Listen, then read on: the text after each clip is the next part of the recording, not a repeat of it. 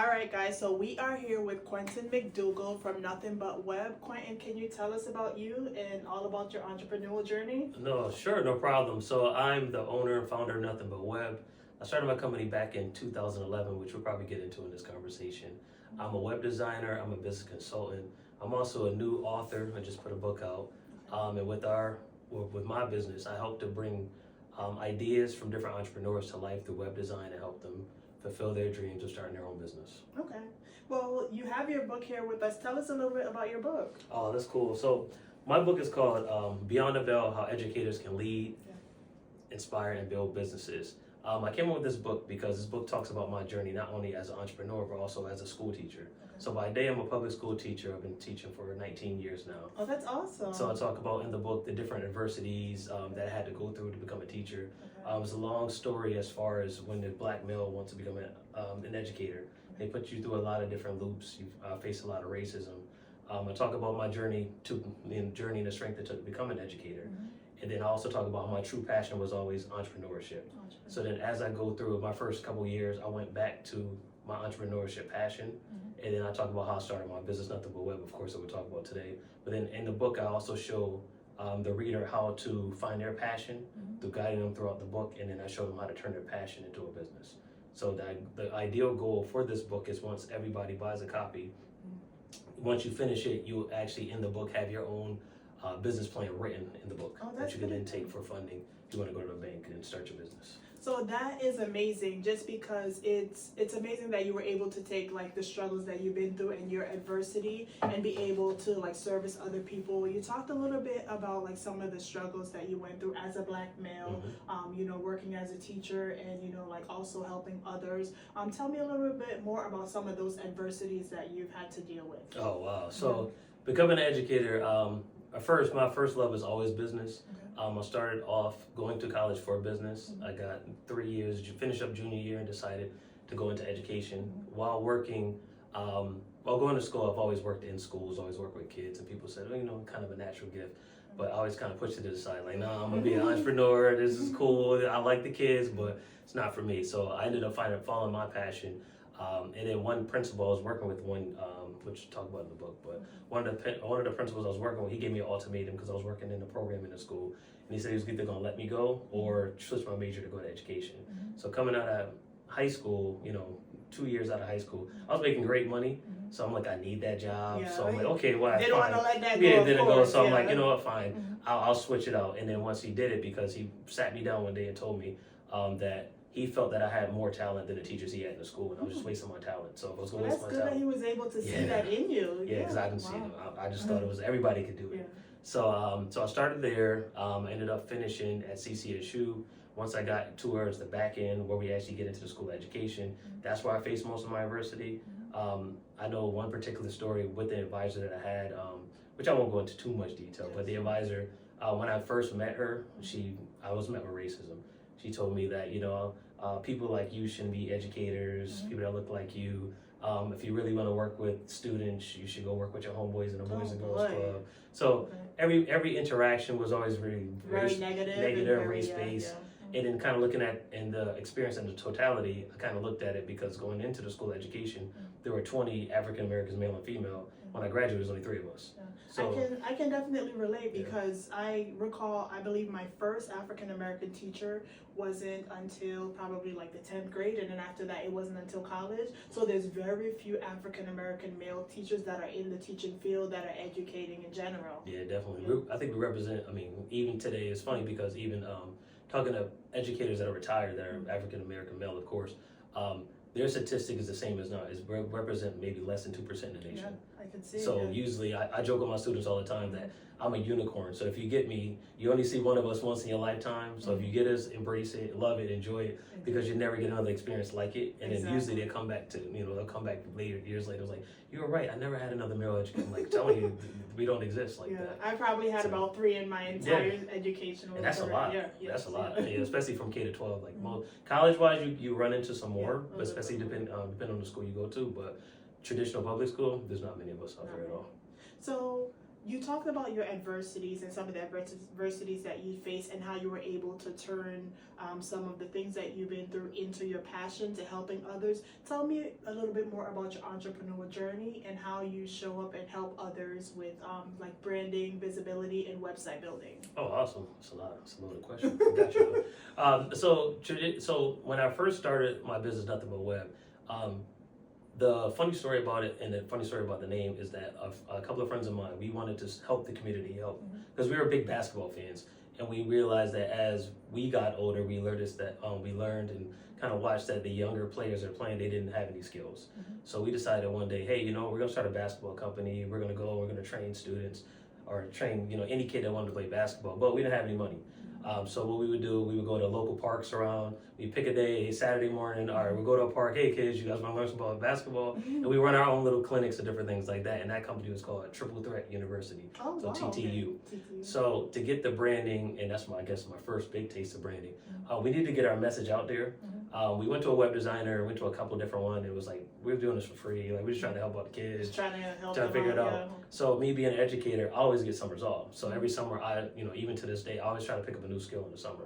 That's the best way to like learn and continue learning. To trying to figure it out. So so I started putting, went to a couple different programs, watched a couple videos. I'm like, I can figure this out. So I built the first website for our company. And then they still never believed. They're like, you didn't build this. I'm like, yeah, I built it. And they were like, no, you didn't build it. I'm like, yeah, how do you like it? They was like, this is pretty good. And then it was like, it took them like a couple months to realize I would. And then one day I sat there and I'm like, all right, watch this. I said, look at all the players. These are the players that we had in the pictures. And then I put one of their pictures. It's like, oh, you really did do it. So I was my first client as far as doing it. But again, I always had a passion for business. So I was my first client for the first year. And I kind of just rebuilt our website until I first got my first paid client, which is very minimal what I got paid, but it was like, okay, somebody took a shot. But it's something, what I mean? It's that after you get like your first client, it's just like, wow, like I can actually do this, I can actually help other people, and I can actually put it out there as a service. Yeah. So that's a big accomplishment. Definitely. So I had myself, and I had that first client who was a trainer, 2 personal trainers, and they just wanted to get it. So what I would do as far as marketing and branding, I would then rebuild my website, their website every single month and kind of put it out there on Facebook, social media, like, hey, new website, just to kind of hold my skills. And then I didn't get my second client until my 3rd year. So I just kind of put it out there, kind of started the messaging. I probably went through several different logo variations, business cards. Yeah, all a part of the process. All part of the process, which a lot of people, they just got to realize that. I think the statistic, hopefully it's still the same, but they usually say most businesses fail between the first 3 to 5 years. Yes, so I took my first 3 years just trying to build it and put it out there. And then as far as visibility, it's just kind of figuring out, because sometimes you hit imposter syndrome. So I think for the majority, couple years, or probably the first 10 years or probably 8 years of my business, I like to be behind the scenes, because I noticed that once I put myself and told people I did it, I didn't get the same reception as if I came anonymously and said, hey, I work for a company. So a lot of business meetings I would go to, I would say, hey, I represent the company. I'm an employee of the company. And I get a lot more. You didn't want to be the face of it. because when I became the face, people started to have either the doubt or they just kind of have second guessing. And then especially when pricing, when people come down to pricing, they're like, okay, they're willing to pay a certain demographic, X amount of dollars, but when it's come to you, they want to haggle or bargain. So I always be like, but I'd say probably like the last 6 years, I put my face in the forefront, and then business kind of took off from there. Oh, that's amazing. So it's pretty cool. So you mentioned imposter syndrome, and I deal with clients and individuals all the time that struggle with other limiting beliefs such as imposter syndrome, self-doubt, low confidence.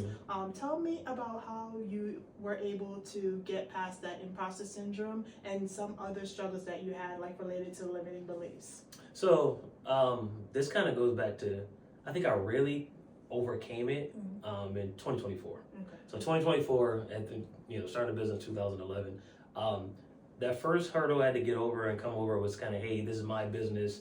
I'm a Black-owned business owner, and I got, everybody gets the stigma. They say, hey, I'm a Black-owned, and they think that because you say you're Black-owned, it'll be a little different. Yes. But then I had to shake that off, which a lot of people don't realize, that when you label yourself as a Black-owned business, not a business, once you label yourself as a business, people are more receptive. When you try to put yourself in a box, Black-owned, That's one thing that I've noticed. When you say like you're a Black-owned business, or even like for me as a woman-owned business, then although you want to like be geared toward like a particular niche, that kind of puts you in a box, and you're like, oh, she's a women-owned business, so she only deal with women, or he's a black-owned business, so he only has black clientele. Exactly. So people would typically like put you in that box, although you're trying to build like a certain niche for yourself. People put you in a box, and they're like, oh, that's his field. That's the only thing that he can work towards. Yeah. And then even looking at grants, for I know some companies that I work with that do grants, they kind of look for to check off the boxes. Yeah. So if you really don't check off a box, they really feel like they don't need you, that you can't deliver the results. And then again, once I got through it, I was kind of like, you know what, you can't put a label on me, because I'm going to give you the best results possible. And I'm probably going to give you the best customer service you probably had ever in your life for dealing with business. So that was the first hurdle. The second hurdle came in, and like I said, 2024, because in 2024 I was nominated, or I was called an honor. New Britain decided to do during Black History Month. They tried to the most influential African Americans in the city of New Britain. So I'm not from New Britain. I'm from Bloomfield, but I was teaching. So it was myself and 9 other. We were nominated as the 9 most influential African Americans. Congratulations! That's a great accomplishment. Yeah, that's something to be proud of. Definitely. So then, actually, that was 2023. So once I won that award, they asked you to submit a bio. Now, the imposter syndrome in New Britain, I keep everything there because I'm a teacher. They don't know anything. So as far as an educator, people in the education world never knew I had a business, and people in the business world never knew I had a teacher. I just always kept everything separately. So I had to submit a bio for it, and then in that bio, I had to figure, okay, you know what, I'm going to put both worlds in there. And that's the first day when I went to receive the award, that people realize both sides, whether it's through entrepreneurship or through education, that I was this dual person, dual entity as far as that. And then just trying to figure out, okay, once I got over that hurdle, because a lot of times I like to keep my 2 lives separate, I allowed them to clash, and then it kind of took off from there too. Yeah. So I love that you talk about that, because it was similar with my situation. I am a social worker, have been in the human services field for over 15 years, but I also started a business with coaching. Initially, I kept 2 worlds completely separate until I started realizing that a lot of the strategy skills, like smart tools that I use as a social worker also translates to coaching, and the work that I do with coaching helps also in my social work career. So putting those 2 together, I think that's where it was like that aha moment, where I'm just like, yes, like I was made for this, like that. Definitely. It was like that type of thing, like yes, like it's the whole person and whole totality of who I am. I'm just not this one person or that one person. Like it's one together. Yeah. And it can be stressful, because it's like you live 2 separate lives. Yes. And you try to give both 100%, and it's like, you walk into a room, and it's funny because you probably dealt with this too. You walk into a room sometimes, and you may see someone that you may not remember where you know them from. Yes. And your mind has to work and say, okay, you're trying to figure out, where do I know them from? Do I know them from this life, or do I know them from this life? Exactly. But most people, and that would be definitely a tip I would give to people, if you're living a dual life, it's okay. Just live one life and let everybody just be authentically you, and just go through as far as whatever you're doing. Because I think once people see that, we'll see the different parts of your journey, they're willing to support and help you the best way they can. So Indeed. People, and myself included, I think we try to keep things separately, because you don't want those 2 things to clash. But a lot of times when you have different experiences in different area of your life, it actually works for your benefit. It helps you to be like complete and total in who you are as a person authentically. Definitely, because I definitely use both skills that I learned as an educator and entrepreneurship as an educator. Especially dealing with clients, because to me, clients are just like dealing with students, and it's like, if you're able to deal with different types of students and different type of personalities, you'll be a perfect entrepreneur, because that's what you're doing with clients. It's a lot of like, as far as working with my clients in consulting, it's kind of like, hey, did you do your homework, your entrepreneurship homework? And if they don't do it, all right, well, we got to do our next session, going over, doing your homework, and kind of doing remedial things, whatever necessary to help them be successful. So both skills work in both worlds. It is. It's the same with social work. As a social worker, we're always dealing with like different people, different populations, and just helping people set realistic goals, holding them accountable, and that's something that I do also like with the clients that I work with too. So yes, you're right about that. So tell me a little bit more about branding and visibility. I know that there are some, when it comes to website building, there are some mistakes that you may see that people that come to you have, like say they create their own website. What are some of those mistakes that you might see? The biggest mistake I see is that they may I would say, they put too much pizzazz in it. So they focus on the design. They don't really focus on the layout. I know when I personally build websites, I like to get people in, share the message that they're trying to present as far as the client, and make it as easy as possible for them to contact and build that connection with their potential client that they have. A lot of people may put too much content, and maybe overdo it. They may put too many pictures on there, and I think a lot of people get caught up in I need it to look this way, I need it to look glamorous because of what social media said it needs to be, but they're never functional. Because they're never functional. And a lot of times, like, I'll do a test with some people that may come in or have a website and have to revamp, and it's like, okay, before we actually sit down and have a conversation, let me go through your website. And I'll tell them, okay, it took me 17 clicks to actually get in contact with you. You know, like, I really never realized. I was like, so I'm looking at the picture and I read this. I said, your homepage, there was no way just to get straight to you. I was like, I may have heard of you through a reference and I just want to get in contact with you. I said, but the way you have it aesthetically laid out, it's just too hard to get there. So it's making sure that, you know, in 3 clicks or less, you can get to the person or to the business owner that you need to make sure that focus in there. And you can have the aesthetics and everything too, but it's key to make sure that every part of your website has accessibility for people or your potential customers or clients to get in contact with you. So I love that. Aside from like the 3 clicks or less and being able to directly contact whoever the business owner is, what are some other things that a website should do besides just look good or be aesthetically pleasing? It should definitely always display the clients or the person, whoever, if I'm building somebody else, their mission and their vision. Because a lot of people, especially nowadays, there's a lot of money out there and people that are willing to spend money and get websites done. But your mission has to be clear for them to actually contact you. It should definitely have some type of imagery representing you. It should definitely be diverse because you never want to put yourself in a box for different things like that. And you want to definitely make sure you have clear call to action. So when people want to click or contact you or book you, it's very clear and easy for people to go through. And testimonials don't hurt as well. Yeah, testimonials are great because they actually show proof of your work and the results that you're giving, which is important when you're in business. Yeah. Definitely so. Those main things, and then everything else kind of falls in pieces as you kind of go along with it. Okay. So for some like new or up and coming entrepreneurs, what is some advice that you would give them when it comes to like website, brand design, and branding in general? I think that you should document everything that you do and always start with your why. So I think, taking you into the classroom a little bit. So you want to take a piece of paper and you want to put your why. So put the name of your business down, write it there, put a circle why, and come up why are you doing it? Because a lot of people do, or they come up with ideas, not because they're their own ideas, but because they saw it on TikTok or they saw it on Instagram. Oh, that looks like great. I want to go and rent cars. Influencer. Yeah, influencer. And they don't realize that they have to have their why, because a lot of times, especially when your business is growing and evolving, you always want to have that piece of paper you can go back to and just say, okay, this is the reason why I'm doing it. Because a lot of things that happen, you may get support, you maybe have those dark days of being an entrepreneur, and you need to get stuck. You need something to always focus and push you to get the why as far as going there. So always start with the why as far as what you're doing, and then kind of build up from there. So start with your why, and then from there, even down to colors. I would say take a look in Google or research or read a book. I got it in my book. This is Psychology of Colors, because different colors may represent what you want to do, and you want to break down, let's say, the color scheme, the why, and then that'll help you kind of develop the logo, and then from there you want to kind of build out.